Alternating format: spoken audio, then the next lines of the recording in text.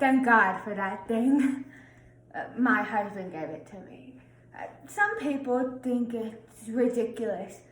A deaf woman with an iPhone, but well, that's just ignorance, and there's no app for that. In fact, text messaging was actually based on technology that deaf people have been using to use the phone for decades. So there. Plus, with email, this little device makes me accessible at any time, anywhere. Which isn't always such a good thing.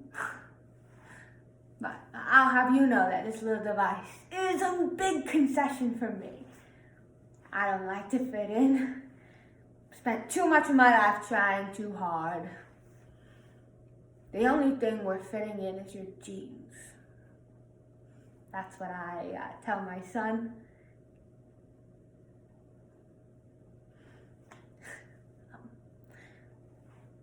Told. Parents have to make a million choices every day. That adds up to a lot of choices. And each one of these choices can affect their child's life. These choices have consequences that can change their child's life for the better or for the worse. However, in certain circumstances, the choices a parent makes can adversely affect the rest of their children's life. Senseless by Catherine Rowell. Some people wonder if it's rude to ask if I was born deaf. No, I wasn't. No, it's not. I was born perfect. I loved the sound of my mother singing, and I still remember what my dad's laugh sounds like. But when I was 11, I had an epic war with meningitis, and then poof. Mom, I couldn't hear her singing anymore, and then Dad stopped laughing.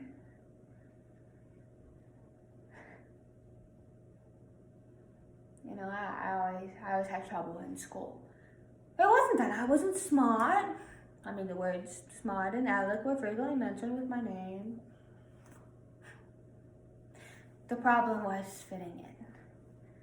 People didn't understand me on so many levels, and I didn't understand them, so school was lonely. I mean, until I met Terry. At first, he just smiled a lot. Then he would write me notes. That's how we went on our first date. Pens and notepads in hand. Oh, what did he call it? Email. Circa 1989. Email circa 1989. Eventually, Terry learned sign language. And his hands were slow and clumsy, but so was my heart, so it worked out.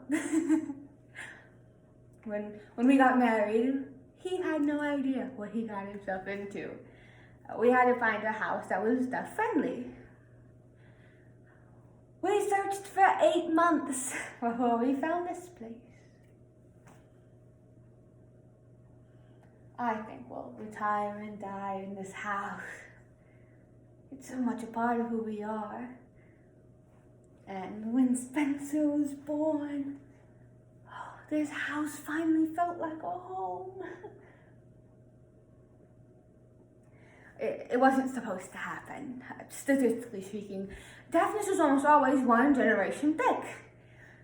Spencer was gonna be my loud, musical, normal little boy. When we found out that he wasn't going to be, when we found out that he wasn't going to fit in, I made a promise to never try and make him something he wasn't. That's why I insisted against the cochlear implant. And of course, that made Terry furious. You weren't thinking about our son. You're only worried about your pride.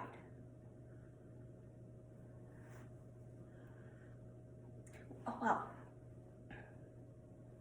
He was right about one thing. It was about pride. It was about my son. He was going to be born perfect. It isn't something you need to fix. Terry and I argued for the last 4 months of my pregnancy, but when Spencer was born, all the arguments stopped. We were both so in awe of this little man and his big brown eyes. We started Spencer in hearing school. Terry wanted to try it, but he was labeled so many things in those first few years. First, he was hearing challenged. Then he was ear disabled. Then he was deaf. Then he was hearing impaired. Then he was ear challenged. Then he was special. Then he was retarded. And then you can see where it went from there. And it was about then that I made up my mind that we were moving him to the Clark School for the Deaf. Then for the next 6 years, he loved school. He would come home with all these exciting stories about all his friends and all these slang signs. And I was just so happy to have raised a son who was so happy. Spencer learned about the cochlear implant in school one day. When he asked about it, I was furious. I felt like I'd been betrayed. But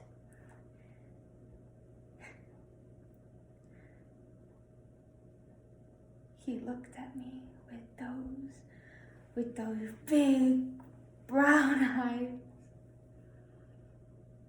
And so I agreed to talk about it.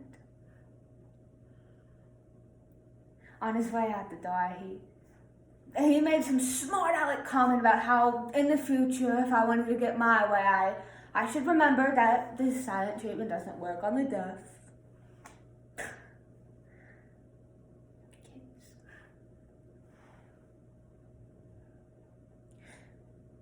That was the last moment I had with my son alive. You see, he must have been so excited to show off all his research. He must have wanted to come home and spread his papers all on the table and excitedly tell us all the cool things he was going to do once he got the implant. He must have been in such a rush to prove me wrong. Because if he wasn't, he would have seen that truck coming.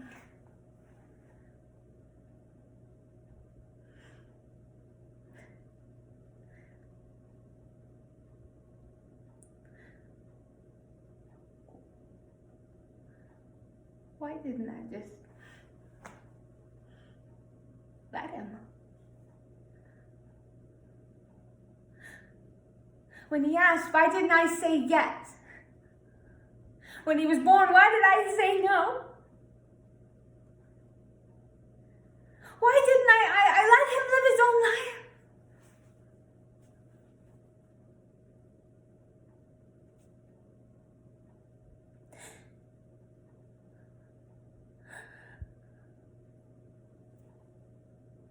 When he asked, why didn't I just say yes? God, why didn't I listen?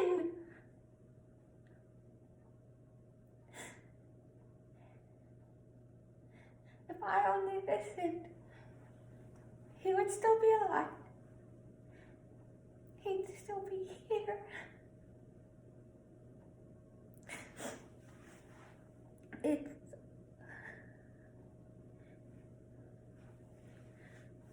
Terry. The funeral director has approved this weekend. Wow, thank God for email. I don't know how I would tell everyone, even if